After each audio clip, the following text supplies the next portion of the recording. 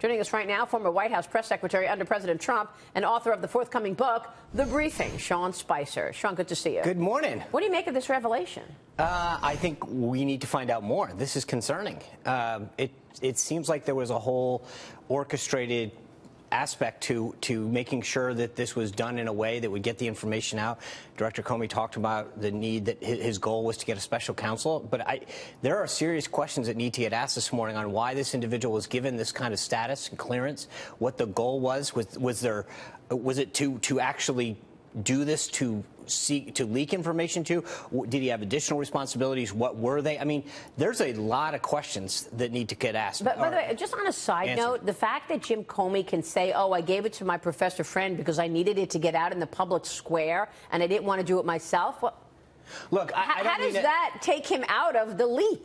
Look, here's the thing, and I don't mean to sound like the whiny conservative, but the reality is that if this was the roles were flipped, there would be unbelievable outrage. I think the desire to get President Trump to go after conservatives, the media is willing to overlook so many things that otherwise would not have happened. The idea that somebody, just stop for a second and recognize this, what you said, that somebody said, I violated the law theoretically to achieve an outcome of a special prosecutor. And so I orchestrated all the following, and nobody seems to care because they want I think most of the folks in the mainstream media share that outcome, and so they say, all right, we're willing to overlook the crime. Agree. It's sort of like, hey, we're willing to overlook we broke into this guy's house because we thought that, he had gotten the money through means that we didn't agree with. That still doesn't make it right. It's against the law. Is the problem that this professor had this special clearance and security status, or is the problem what we already knew, which was that Comey used him to get this information? I think it's both. That's the answer. It's because why was he given the status, right? And the idea is if it was truly just to achieve this outcome, that's a big, big problem. If it wasn't, then what were the other responsibilities that he had? But there are big, big questions that need to get asked, and I would assume that Congress is going to be looking into this right away. So then that raises the question of how unusual is it for an outsider to have... Well, it depends. I mean, there's a reason that there are special government employees. They can assist, come into the government without necessarily giving up their civilian responsibilities to assist with a matter. That's fairly common in a lot of ways. I mean, and the FBI in particular uses that, I think. If you watch enough sci-fi and Law and Order, you'll see that they bring in people to help out all the time. But do they get security clearance? Yes, yeah, you have to, because so you get security clearance so that you can actually assist the organization with their job. That makes sense. But if the goal was to bring this guy in with the express purpose to achieve an outcome of leaking information, then that's a big, big no-no. Well, this just further taints the FBI. How do you get the American people to trust the FBI, and which is the preeminent organization, law or enforcement organization out there? We thought so. Well, that's right. But I will say this as a caveat. I think that 99.9% of FBI agents go out every day and work hard for the American people, work for justice.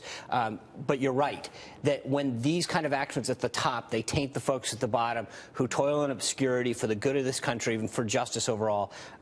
It is not good what he has done to tarnish the good name of so many. Well, him and Andrew McCabe and Peter Strzok and Lisa Page and Bruce Orr. I don't know that it's 99.9. Was anybody... All right, 90.8. In the administration, did anybody take the president aside and say, please don't hire him as the FBI director? Who talked the president into keeping him on when the Wall Street Journal was writing, you should not keep him in place because of this horrible history of prosecutorial abuse and overreach, and a power-hungry Boy Scout who only thinks about himself?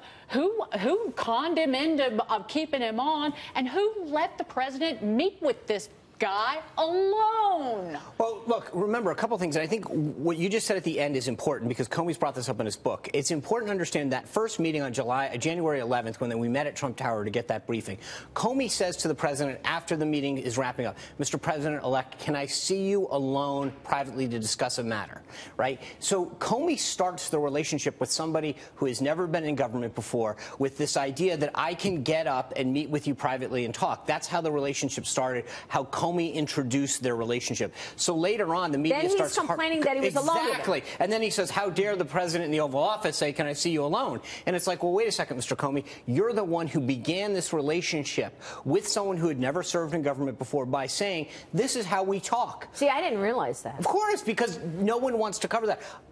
At the beginning, the entire nut of this relationship started with Comey saying, can I see you privately? Could everyone leave the room? So then later, when the president's in the Oval Office and everyone's there, and the president says, you know, Director Comey, can I see you alone? Comey says, oh, my God, that's outrageous. How could you dare see me without everyone else? This is the meeting where... Were you there when he asked everyone to leave? Absolutely. So January 11th, I was one of the people that was in the room. Incredible. Well, this is, and there was the meeting where he asked everyone to leave the room, where he presented that the dossier existed. No, he didn't present. Then, actually, that was he didn't earlier. present the dossier. He talked about some of the allegations that's in there. That was actually reported incorrectly.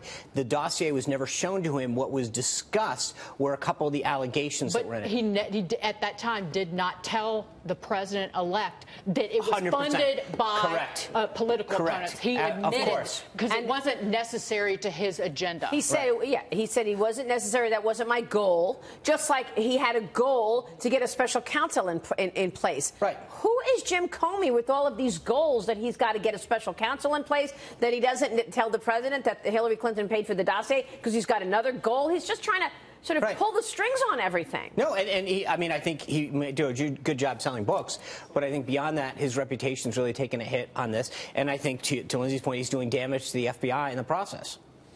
Really fascinating stuff. I mean, I just can't believe he's on this book tour.